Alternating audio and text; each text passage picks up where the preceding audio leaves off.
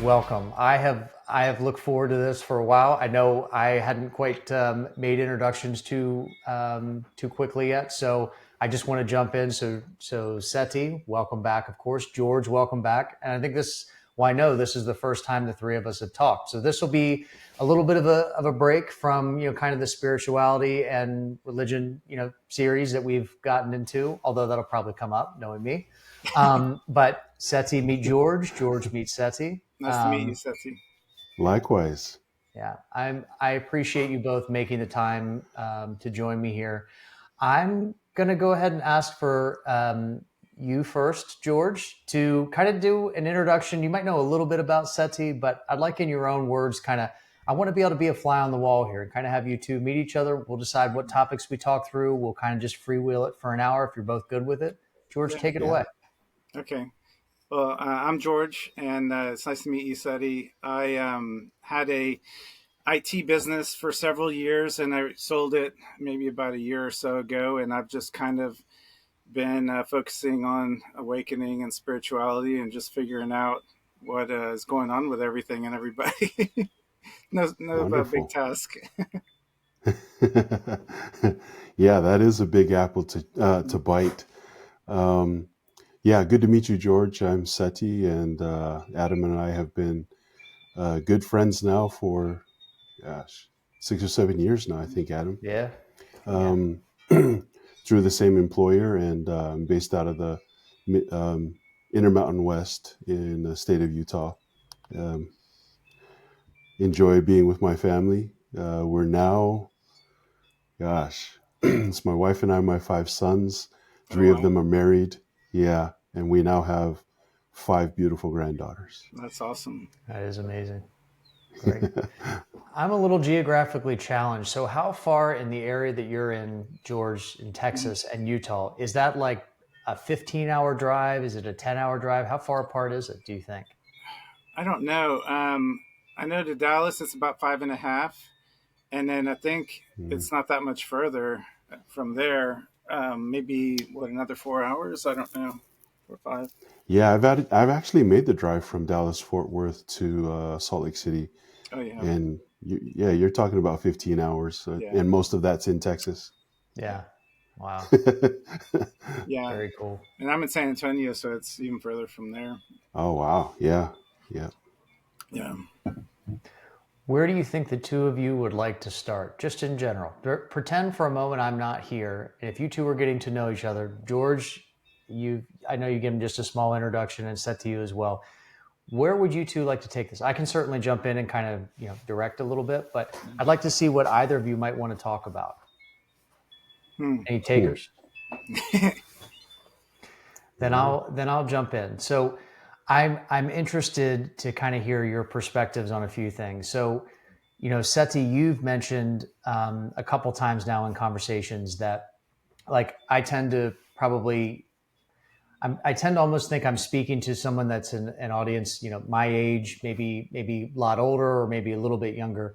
I think you've tended to gravitate towards younger people. And I don't know, George, necessarily what your perspective is. I know there are times, George, you kind of decide, okay, I'm going to go out and maybe not make some friends, but I'm going to go out and make some connections. I'm going to ask some questions and kind of generate people to start thinking. Yeah. Do you feel like, George, you gravitate towards a younger age, or kind of similar to me from what you've done, or does it just, it's kind of whoever shows up? Yeah, I've always just reached out to anybody and everybody, and I'll have a conversation with young, old. It's even when I was a kid, like I would talk to people my age, but even way older. So I've always just, I know everyone has a different perspective to share. Everyone is in a different place. They have different needs and wants and desires. And it's just interesting. But yeah, I talk to all ages. Yeah. Seti, is it specific in your church that you talk with younger people, or do you think in general right now that's kind of what you gravitate towards? Either because I think you'd mentioned about your sons being, ages where they're at a point where they're having kids, but I think you even kind of gravitate towards younger. Is it just within sort of the church community, or is it in general? Just within the church community. I've worked a lot with youth groups, anywhere from 12 years all the way up to 25 and 30-year-olds. And it's funny that I consider those 30-year-olds younger people because of my age. But Right. uh, Yeah. I have this weird thing, and maybe George feels the same way. I have this weird thing where I talk to people of my age group, but I would rather do younger people, or I really love just sitting and listening to older people Yeah. talking and learning from them and their experiences. Because I feel like the people of my generation or my age group, we tend to have a lot of similar experiences. So um, when I'm talking to people of my age, it's usually about commonalities rather than learning from older people and younger people. Right. Right. Well, now Yeah. this brings me to a question I didn't know I'd ask, but I'm going to ask it now. Seti, do you consider yourself more at this point in your life an observer and kind of a watcher, if you will, that you kind of listen in and you pick your spots, or do you tend to drive the conversation? Just in general, what's a generality? That's been being an observer has been kind of my MO my entire life. Okay. I've always been the fly on the wall guy. Yep. Um, I always had awkward interactions with people because I didn't know where to start. So I'm one of those that kind of, obviously that's how this conversation started, where Right. I kind of step back and listen, and then I give my inputs. But I'm more of an observer. Well, I would love to say that I knew what I was doing when I started this, but when I asked you both that question, I know that you're both. This is why George is laughing at me because he's like, "Dude, you know me. You both are watchers, and so and I watch a little bit, but I'm more so tend to just sort of dive in and start talking. So I'm not going to apologize for the awkwardness, though. Just think of how Yeah. many episodes down the line where it'll be different than that. That's right. Yeah. So George, have you felt the same way that you've been an observer all your? I know you've mentioned to me like you interact with people. You've kind of been in the right place at the right time, if you will. Like you've left the party before something awful happened there. Things like that. But um, do you feel like you have been a watcher kind of all your life too? Or, not I interjecting, not having to fill space like I seem to always have to.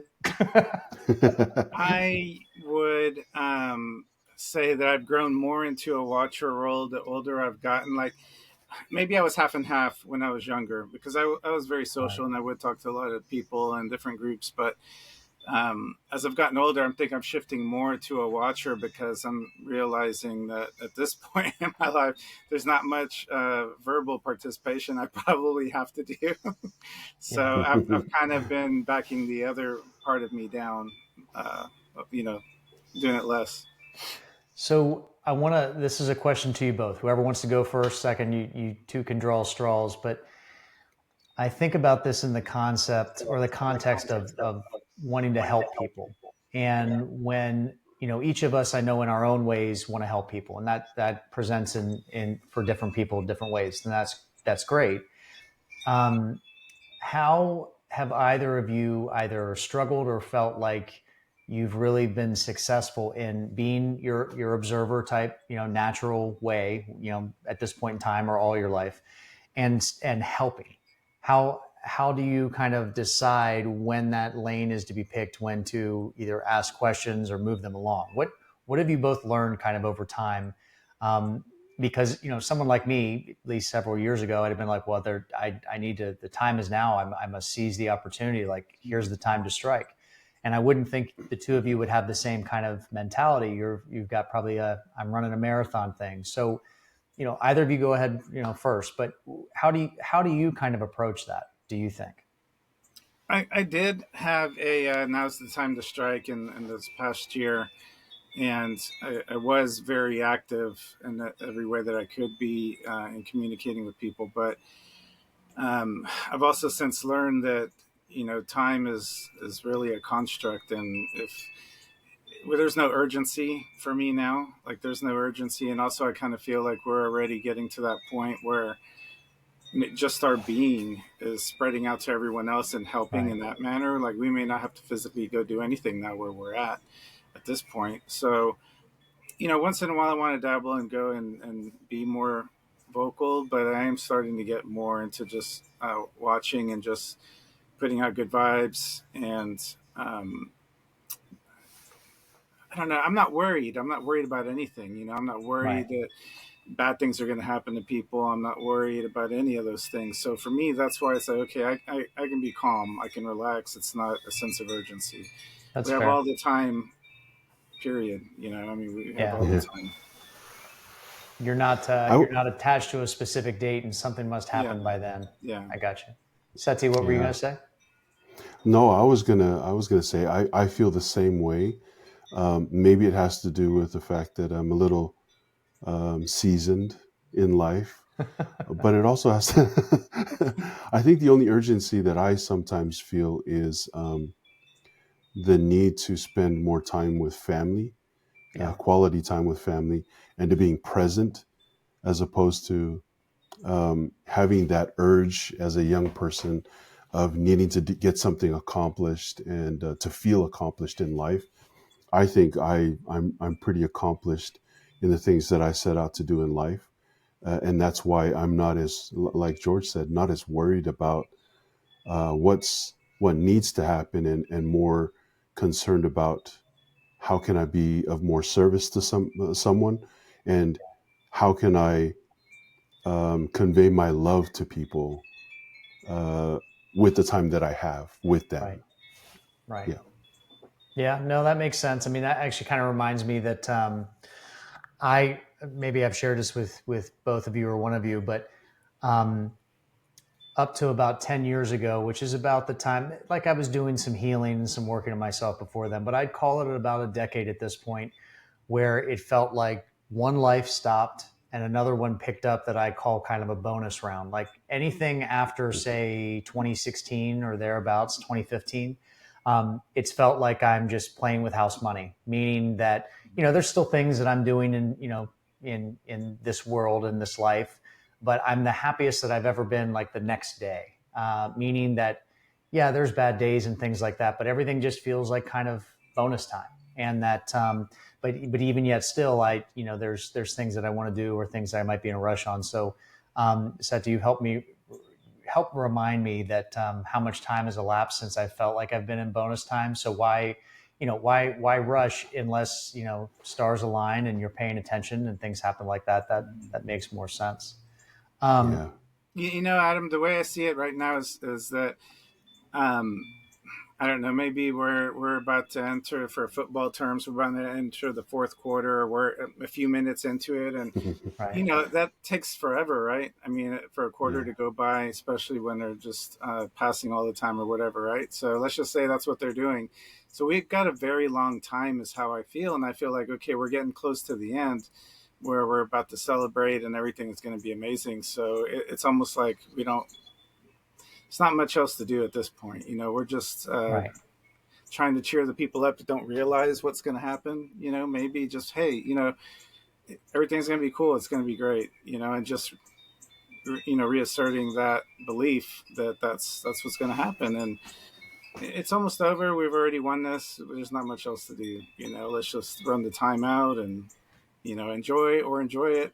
However you want it. That's how I feel right now. Like, we're going to be called at the very end Yeah. to go do the celebration, do some other new things now. right. That's right. Do you? Um, let's start with you, Seti. Do you feel like in 3D world, right? Whether someone is religious, spiritual, or maybe not of any column, do you feel like there's more people that are quote unquote awakened now that you run into in day-to-day life than it was 5, 10, 15 years ago? Obviously you've changed as well, so maybe that's moved sort of Yeah. the measuring stick, but do you think it feels different for you in terms of what people seem to be able to wrap their minds around now, or do you think it stayed the same for you, Setzi? Yeah. I think it still feels like a generational thing to me. Hmm. When I What do talk you to mean? when I talk to some of the young people that I deal with on a regular basis, we're going through graduation season on a high school and a college level, and for them, they're just uh, the game's just starting for them essentially, Yeah. and that's where their focus is. Whereas with people of my generation, like George said, we're basically in the fourth quarter, And Yeah. whether it's the fourth quarter for everyone in some way, shape, or form, or is it the fourth quarter based on we know that time is winding down Right. mortally for us. So our perspective of it is that we enjoy the sunsets and we enjoy the sunrises even more because every day we have is a Yeah. blessing to us. That's true. Whereas for them, when they wake up, it's time to sprint Yeah. and we got to go because we got to get some things done. And Yeah. I wish at that, for what it's worth, I wish I had known today. We hear it all the time. Today, or back then, what I know today, because I would Right. have approached those sunrises a lot different than I did as a young person. But I Yeah. can't dismiss the lessons I learned from those. That's right, because you needed to learn them. Yeah, I want to say, Yeah. is the saying something like "youth is wasted on the young" or there's something like that. I can't remember what it is, but yeah. Yeah. And speaking of generations, I mean, I guess we're all about 6 years apart. George, you're 50 now, right? Yeah, I'll be 50 next month. Next month, okay. Yeah. And so you're about a midpoint then, I'd say, between Seti and I. I think Seti, that's right about Yeah. correct. Yeah. You guys are young guys. So, relatively speaking, yeah. Yeah, it's I'm really thankful to. I mean, Seti, you mentioned it. The lessons that you learn. I'm a firm believer you should have no regrets of whatever got you here, got you here. But boy, when I did start to really seem to get my mind right, I felt like I was looking back, saying, why didn't I just think of it then, or why not now? And as opposed to now, where I feel really grateful, like of the last 10 years and even before that, when I really started to try and kind of dig into things and not take things quite as seriously, Yeah. or panic quite so much, or make it quite so dramatized. So kudos to both of you for being a watcher, even as you've kind of gone through those things, because I've kind of felt more spurned to try to get people's attention a little bit more. I try to pick my spots, but that's brilliant that you can, kind of take sort of you're not really taking a back seat. You're just sort of watching the room and picking your spots, which is good. Um, Yeah. Can I what? ask you, gentlemen, a question? Yeah, Yeah. And this relates to the observing part yeah, because I felt like this past weekend, the watcher part of me was on overdrive. yeah, And it's leading to this. I was on a networking thing on a cruise ship, and it's one of the biggest cruise ships in the world. I think there were over 7,000 passengers on board. Um, And you're out at sea, and when it's dark, it feels like you're all alone. right, yeah. But the moment the sun rises, you notice that there's 7 or 8 cruise ships out in the water with you, yeah, who carry, if not as much, maybe a little less or a little more. But this thought came to me, and I'd like your opinion on this. I felt as if I was wasting my life on mm, that cruise ship, Mm. and this is why I say this. The watcher part of me was taking a step back, looking around, and thinking, what is it that we are destroying um, in the world around us by being on this massive cruise ship? And I saw the consumerism of humankind, right, whether it was having a buffet open until 3 o'clock in the morning and then Yeah. reopening at 6 in the morning, to going to the cruise ship's private island and seeing those 6 or 7 ships docked there with walls and walls of bodies just wasting away on beaches. yeah, And I thought, I don't know how you would think in that situation, but the watcher part of me was being very critical of everyone around me and myself, and thinking, yeah, who is who is missing um, my service at this moment because I am out on this island with all these people doing nothing. Yeah. Yeah. This, Yeah. I don't know if that makes sense, but I'd love your opinion on, because the watcher in me was just like on steroids, Yeah. because Yeah. I just couldn't turn off the part of me that was saying, I feel like my life is being wasted away here during this weekend. Hey, Adam, why don't you answer it as me? Because I bet you know what I would say. I, I will do my best George impression. George, sorry, I'm George. Let me try it again. You know, I used to think that I was not caring enough about other people and just sort of doing my own thing, and that I really should be kind of more leaned into, how other people felt and what's going on with them and whatever else. And then I got to a point where I'm like, I can appreciate this cruise deck. I can appreciate that this wood that was, built by God, by Prime Creator, and it has energy in it. And I'm going to try and just put my light out, because that's going to reflect back on me. And if I get too consumed with what I'm not doing, that'll be all I ever see. I'll just see the Yeah. things that are wrong in the world. And before I know it, I'm pulled right back into 3D. And then that's all I'll ever see. So, Yeah. I still feel it. I'm allowed to have feelings still. I allow myself that. But I used to beat myself up about not caring enough. And now I realize, in the way I'm trying to experience things and put things out, that's the way I choose to see it. George, how far off am Yeah. I? Nah, that's pretty close. I will add this is that, so yeah, I mean, being on vacation and whose service, you're not providing services and all that. I understand that. But here's the thing too, we were all brought up in a system where we feel we have to work most of our life Right. and not True. enjoy anything, for one. For Very two, true. you, just by being there, you're not really not doing anything. You have an aura about you, you have a radiance around you, and whenever you are around other people, that energy, you're putting it out there with, just by enjoying and having fun and laughing and doing all those things. And yeah, it is excessive, a lot of that consumerism and stuff, Yeah. but it's I'll say it's a beautiful messed up world, right? So Yeah. That's right. That's Yeah. right. I knew I was asking the right guys. Well, I'll say too, for me, this makes me think of something. This was a long time ago. I'm trying to think how long. It probably was over 10 years ago. And I was fortunate enough to take a trip to Jamaica. And one of those all-inclusive deals, kind of like maybe what you had set. You have like more food than's ever going to be consumed. They're probably throwing it out afterwards and all that. Well, when you fly into, have either of you ever been to Jamaica? Have either of you been? Yes. no, I've Oh, heard about it, but you I haven't actually been there. I always wanted to go. okay?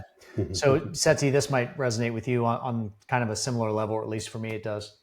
So you fly into, say, Montego Bay or something like that, and the easiest way to take a bus to a resort that's either on the other side of the island or somewhere else is you drive right through the countryside, and it's tropical in nature, and there's some mountains and things like that. And one of the first things that I saw, because I haven't been to too many countries that have more destitute populations. I don't know if I'd want to say third world. I don't want to, Yeah, go that route. But you poor see, countries. you see, right? You see concrete buildings or even garages that have that rebar up through the concrete portions, and like, at least my guess was that they did, one or two or three block walls, and that rebar is sticking out 12 or 15 feet up. And they just add on it by layers when they have the money, when they have the resources, when they probably have the friends to come by and help them. And it did fill me, even at that point, with a tremendous amount of gratitude. I certainly had some guilt that was attached that I've let go of now, to say, here I am going to this however many $1,000, per trip resort. And here's these people, and I've even met some of them. I didn't talk to them for very long, but they seemed relatively happy, like in their lot in life. And who am I to think that they wouldn't be happy? I mean, even me just Right. making that statement was like, Yeah, well, Yeah. And I know, Seti, you've even shared that, and George, you'll get a kick out of this if you didn't see the video. So I'll try to be Seti for a moment. When I go to Samoa and someone says, you're really fat, I have to remember not to be offended, because it means Yeah. I'm well fed and then I'm yeah, taken care of. Yeah. because You're they're needing. blessed. Right, you were blessed because Yeah. Seti in the U.S. doesn't need to huff it up over the mountain or down to the sea in order to Yeah. catch I'm going to consume, that Mhm. night. Yeah. So, and Seti, am I on in that? Did I paraphrase that right? Spot on. Yeah. Okay. All right. Um, We so all yeah, work for I our mean, food, but we work in different ways. Yeah. we do. Yeah, we do. Yeah. Yeah. So, your question, I love that you asked us, Seti. I mean, it is hard to not have your heart go out because you do want to help people.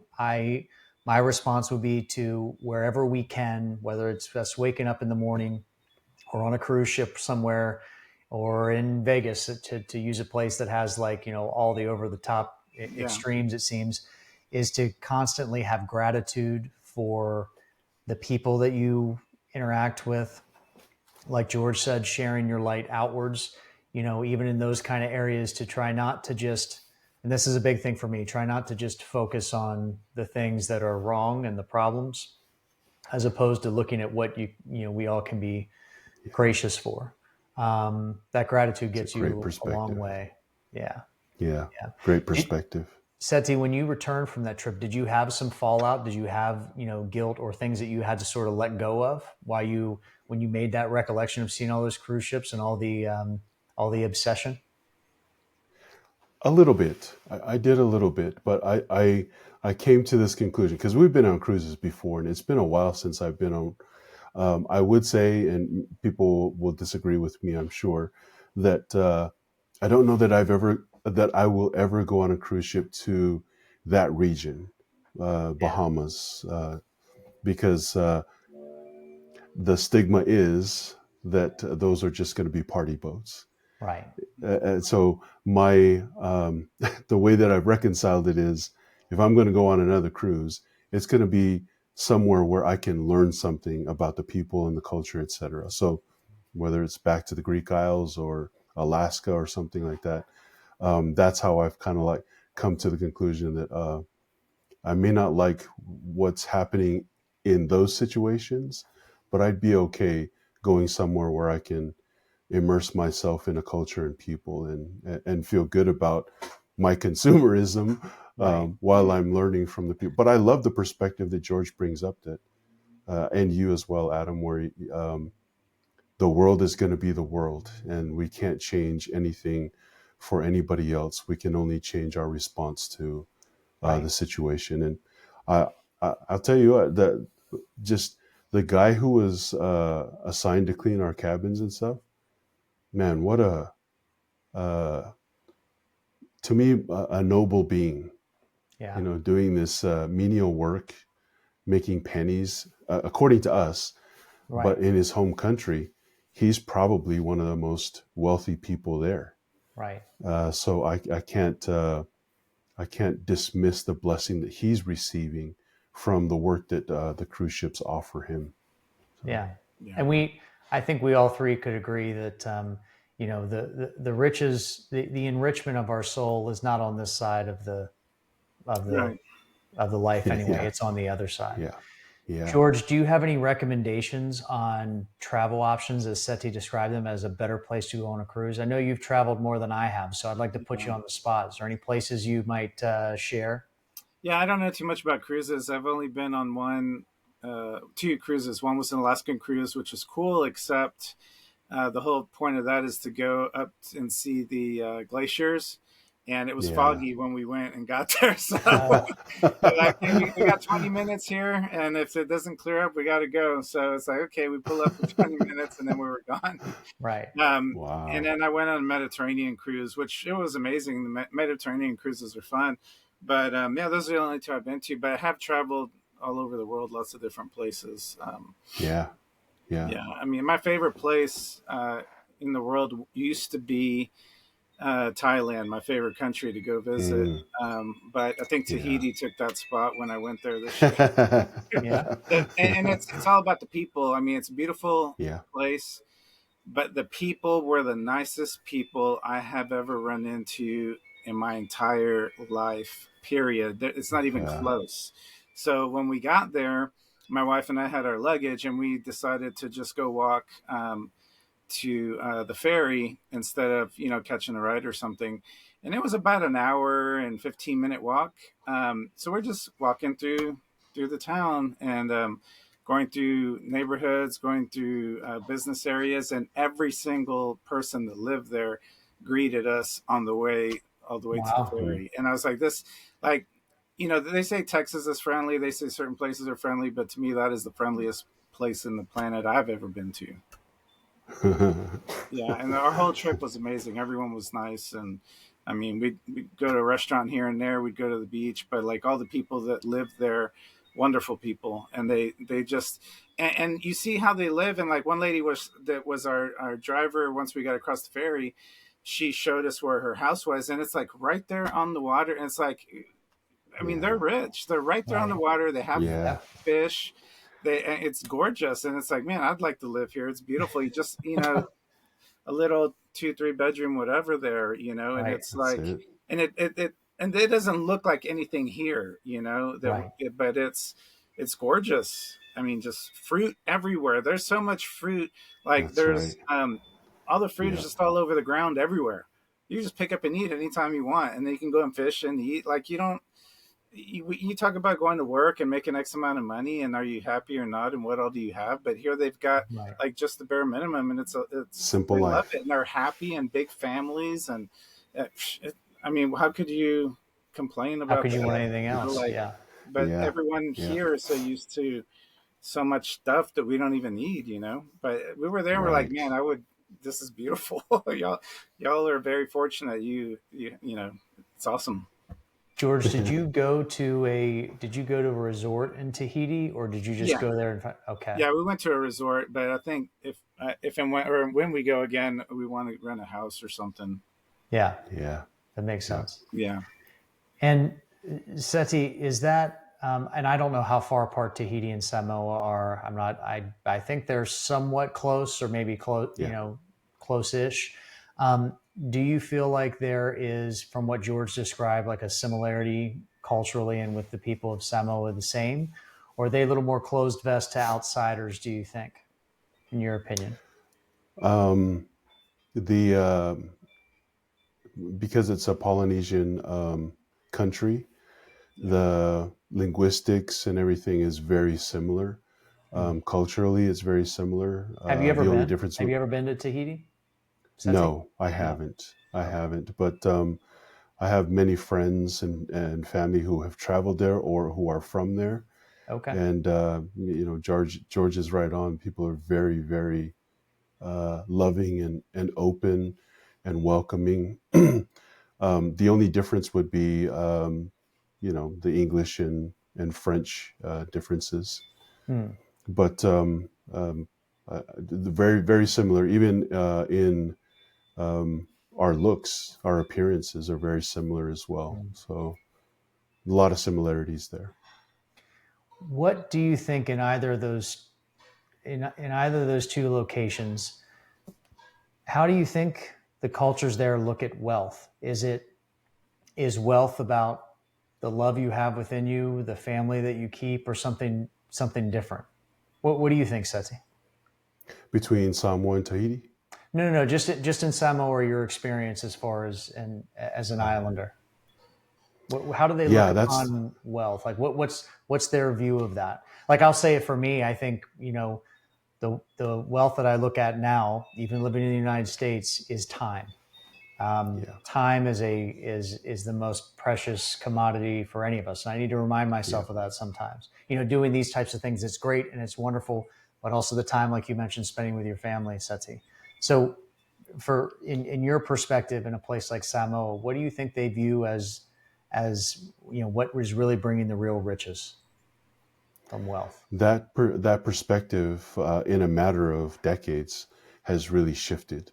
Yeah. Um, yeah, because there is that there is now that almost I mean, I hate to say Western culture, but Western civilization has really shifted the perspective of Pacific Islanders to where education is a means to an end. You can gain wealth if you're more educated than the rest of the population. Uh, Um, you can.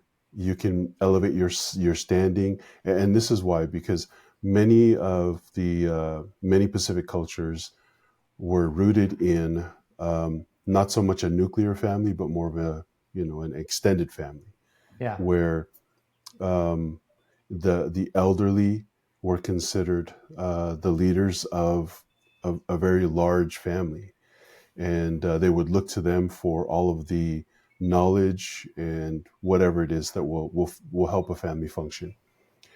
Well, now that's shifted to, and it was really communal living. If I didn't have something, I knew that I could walk down the road and someone would have it, and that nothing was considered yours and mine. It was just um, Community your property. control. Exactly, it was community property, and you controlled that at that moment, Yeah. but it Right. was available to everybody to use. And Yeah. there was good and bad things about that. But Well, of anyway, course. that Yeah.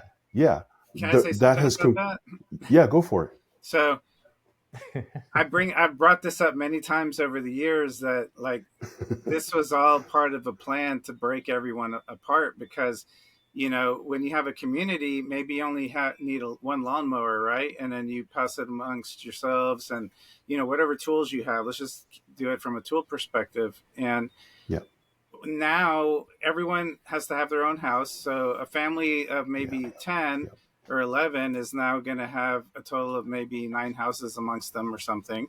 And then now yeah, each house needs a lawnmower, and each house needs a car, and each house needs, it's multiplying the capitalism and the rewards Right. for the everyone that's yeah, in business doing those things.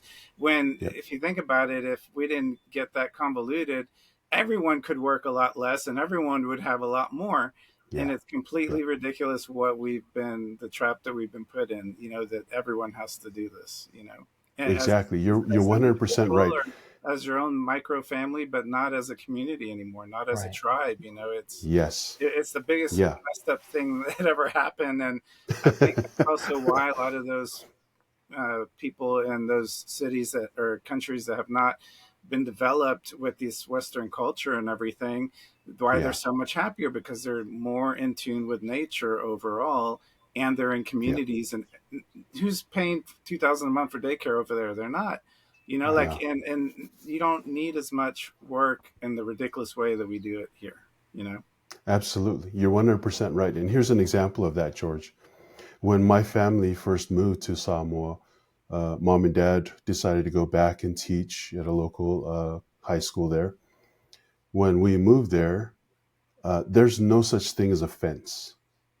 Mm. It's all open country. Mhm. And there was always this unspoken. There was these unspoken rules. One of my uncles was a fisherman, another one was a farmer, another one was a guy who tinkered with things. So he was the builder, and it was established that when my uncle, who was a fisherman, went down to go fishing, that he was bringing back fish for everyone, not just him and his family. And when my uncle, who was a farmer, harvested his crops, he knew before he harvested that he was putting it in the ground for everyone in the extended family. So if my mom or my dad walked by and saw a bunch of bananas that was growing on someone's property, quote unquote property, Mhm. they would just take it. They'd cut it down Right. and prepare the banana a tree so that it would grow up and bring out more fruit. Right. But at the end of that, they're like, they would meet up with this person who owned the property and say, "Hey, I took that bunch of bananas, but why don't you go back there and pick one of the pigs that you've been eyeing, and it's yours?" Right. That's the way that they Yeah. operated, and it was like everybody was happy because they knew that if they were in a place where they were quote unquote in need, that someone was going to fill the need for them. Yeah. I even think about, so I appreciate you both sharing this, and that's what, George, you already knew my cue because I started laughing over here, knowing where this would go. I'm curious to ask you both, and it's unfortunate, Seti, that you're saying that huge building block, which I feel is wonderfully foundational, Yeah. is showing signs of being, supplanted, and that's Yeah. unfortunate. Um, Yeah. I do think it can certainly come back everywhere, that there or other areas. I think the way the world may be taking us, I think it might be almost like a necessity, potentially. I wonder also about how that helps with. Yes, it could. You could look at it one way to say that introduces conflict, but you could also say, well, that introduces conflict resolution, meaning you have to work your stuff out. Mhm. And not everyone might be friends about it, but if you're all sharing a relatively, similar space, without even having laws put in place, let alone a government, like people kind of have to take care of each other. Maybe not be the best of Yeah. friends and pick out summer curtains Yep. together, but Yeah. in some kind of way, you're forced in a direct, it, I'd even say in a loving way, that you have to work things Yeah. out. And if we don't Yep. do that, then you can choose to just stay at home with, like you said, George, your lawnmower, your car, your this, your that, and you can just close yourself off. And although some of us might want to be a hermit every now and again, you're not really forced to be out and interact with other human beings. Um, Yeah. have either of you kind of seen some of that, where either in George, where you've thought about like kind of more communal things, or Seti and the culture, the Polynesian culture, do you see better conflict resolution because people are forced to at least agree to disagree? Do you think? Conflict resolution, and that's why I mentioned the fences. Fences are starting to go up, Mhm. literally and figuratively, in Yeah. Samoa because of this desire to accumulate wealth, and it's tearing apart families because the majority of land in Samoa is familial land. Yeah. So it means that it's not one family that owns it; it's an extended family that owns it. So now brothers are against brothers, sisters against sisters, Yeah. fathers kicking their children out because they know that this kid's going to grow up and want this land that he has no claim to. Right. So it's really starting to tear families apart in Samoa, and it's unfortunate that there is no conflict resolution anymore. The conflict resolution is, this is mine. If you want it, we're going to fight over it. Right. Right. Yeah, Hmm. yeah, it's sad. Mhm. What do you think would help turn that around, Seti? How do you think? And I know this is a very loaded question, and I don't know what the politics are of Samoa, or it sounds like I'll use your term. I think it's fitting. Western culture kind of infiltrating and saying, look, the almighty, you know, um, piece of paper or coin that represents wealth is what Yeah, matters. So get your education and get out, get it, do whatever you need to do. Mhm. And the fallout of that seems pretty huge. What do you think, if you were in charge, what do you think you would do about that, or where do you think you would start? I think we need to go back to a place of servant leadership Yeah. where What do you mean by that? What do you it mean? Go ahead. well in many, I think all Polynesian cultures, but I'm speaking from a Samoan perspective because that's Mhm. what I'm familiar with. Um, in Samoan culture, you are gifted or bestowed a title, a matai title, a chiefly title, and you don't receive that title until you have proven that you are a servant to the family. That Yeah. everything you do is to benefit your extended family, Right. cousins, brothers, uncles, whatever. Um, Unfortunately, that shift has been to, what can you do for me, not what can I do for you, because I hold all the Right. cards. I'm the powerful guy because I'm Umtai. Yeah. And when I say we need to return to servant leadership, my grandfather was the last of of generations of people in Samoa who were servant leaders. They would sit down with all of the fathers and mothers of these extended families and say, this patch of land down the road will be utilized by this family and this family to grow crops for the rest of us. This Yeah. family down the road is where this family, and this family will move to, and start building up cows, chickens, pigs, whatever, livestock, whatever we can do to support the people who are growing the crops. And Right. you fishermen, um, we are expected to go mend the nets, catch the fish, and then divvy out to the families the fish that you receive, Yeah. everyone with their equal portion. And it's, I realize that some might look at that and say, well, that's pretty socialist to think of it that way. But we never had a term for it. It was just Well, living as an extended family. I guess I could see your point. If you're not careful, it would feel maybe socialist or some other term. Yeah. But it almost sounds, to me, it sounds like the most altruistic or the most benevolent, the most giving are Yes. those that are placed into a position of, I don't want to even say authority. You're placed into a position of leadership.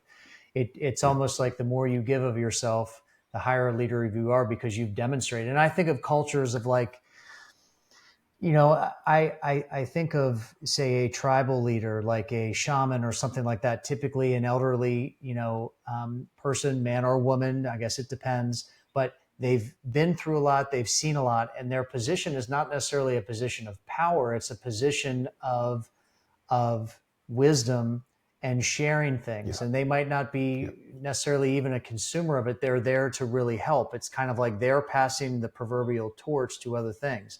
And George, I don't know if you want to add anything from, from where you feel like any country, maybe it's the US or maybe it's others that could move towards like sort of a communal type situation. I don't think it feels, to me, it doesn't feel socialist if you look at it in those ways. But Yeah. I don't know, George, is there anything you wanted to add about that? Does that make sense what I'm describing? I've heard some people talk about living on compounds or communities and helping Yeah. each other out, trying to get back to bartering. And um, I don't know, maybe some people will do that. I know some people have decided to leave cities because they see they're not. It's not really what's Yeah. for them. So um, I think we'll see more of that. I think we're going to see people building up communities in probably rural areas more than anything, but maybe even in the inner cities. I don't know. Yeah. Yeah. Well, the idea of Yeah. service leadership makes a ton of sense to me, Seti. Do you feel like for generations up to your grandfather's generation, that was really the sort of the glue that kind of held and bonded families and extended families together? Do you feel that's what it was? Yeah, it really was. It was. I mean, there was no monetary value placed on things that were grown or sown or shared between families. It was making sure that all of us can thrive and grow together and survive, rather than what can I materially gain from these things that we're producing. Yeah. It was just it's true subsistence living in the islands up to that point. And now, unfortunately, there are also some of the bigger world powers are trying to infiltrate Samoa because of its strategic location in the Pacific, Right. and it's there. There's now another element of different people coming in to try to take advantage of Samoans and the only wealth that they really have, which is the land. Yeah. I wonder about,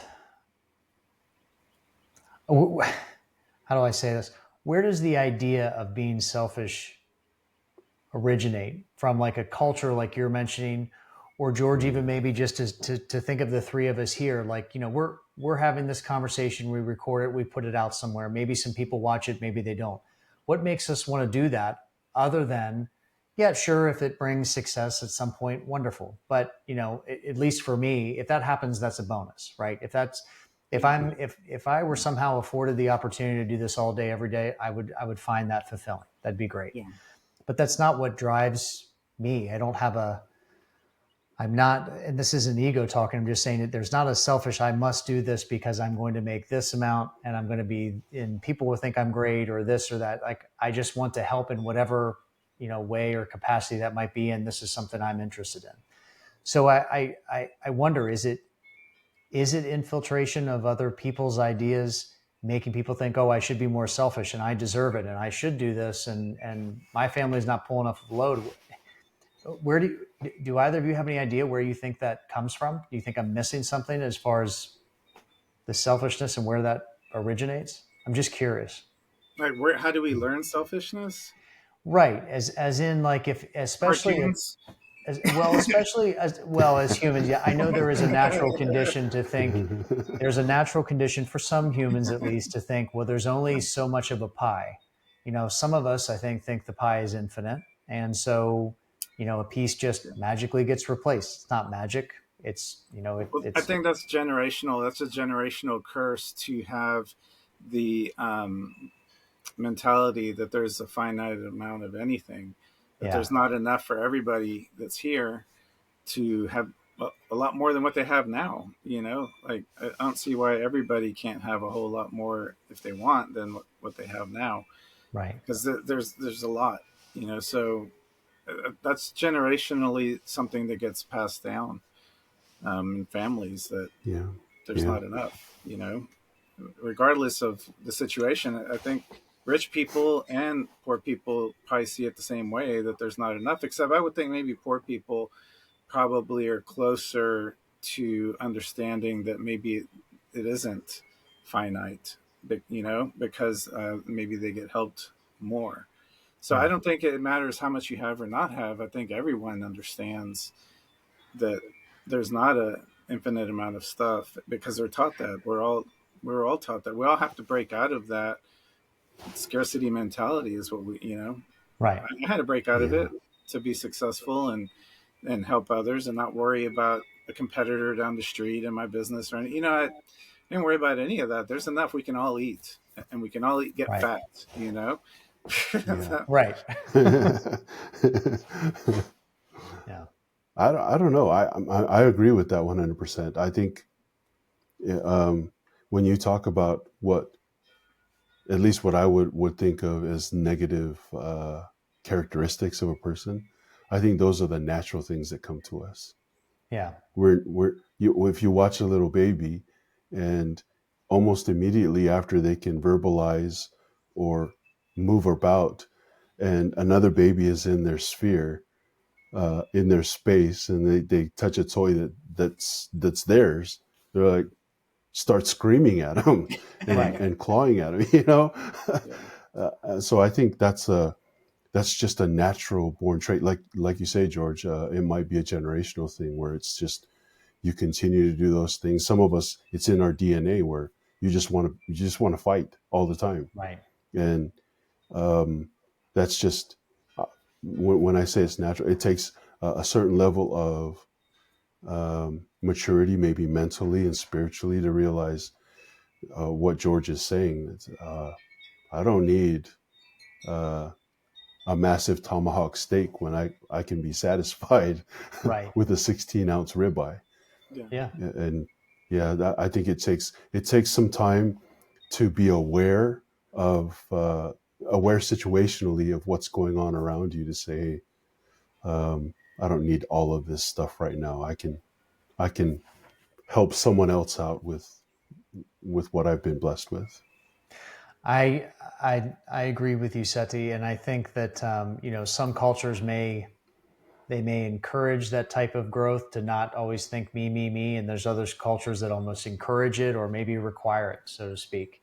It's it's it's interesting in the levels of consumption that we see now, especially in the U.S., where people are really going to have to search within themselves. And Yeah, I'll go a level further to find a little piece of God in every other person, whether you look alike or whether you don't, and come to I think, a higher level of consciousness. And I'm going to go there for a moment to say you need to see a little piece of you in other people, not in an ego way, but in a way of, we're all children of God. We're all children of yeah, Prime Creator, and yeah, that's a tall opportunity, right? I'm not going to call it a problem. It's a tall order for it, but certainly I think in some ways we might be pushed, whether we want to or not, to make that choice in general.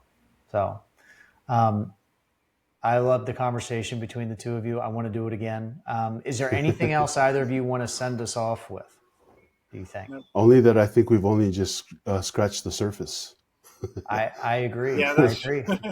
Yeah, I won't make either of you answer it now, but both of you, give some thought as to what topics you want to tackle. I definitely would like to revisit amongst the three of us back to religion versus spirituality. George, we covered a couple things during that. I don't know if you watched this. I'll just kind of paraphrase.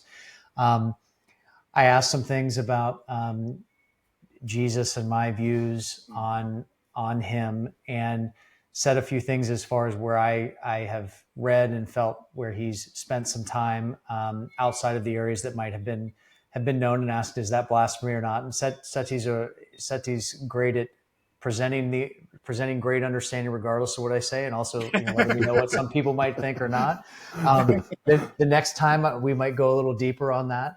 But I think in general, I love that the three of us approach things differently, but I'm hopeful that other people will watch this and see, three guys talking about stuff, representing kind of a bridge, not to just each other, but to other people, and having conversations. Like we certainly the three of us might have things in common, and that's true. But there's lots of things that we don't necessarily, understand about each other, and we will over time. And even with the awkwardness of the start of this call about what do you guys want to talk about, you're like, I don't know. You're the one that usually runs it. So like these are good things that I'd like all of you who've watched this to try and encourage in each other. Like, not try and fill space and just sort of talk about something distracting. Allow things to kind of come organically. And I'd love to hear from the two of you what other topics you want to take on, not just about what, I think we could talk about. Yeah. I'd love to learn more about both of you. So thank you both. Wonderful. I appreciate it. Yeah. All right. Yeah. Have a good night, everyone. And the two of you, hold on for just a moment. Goodbye, everyone. Thank you.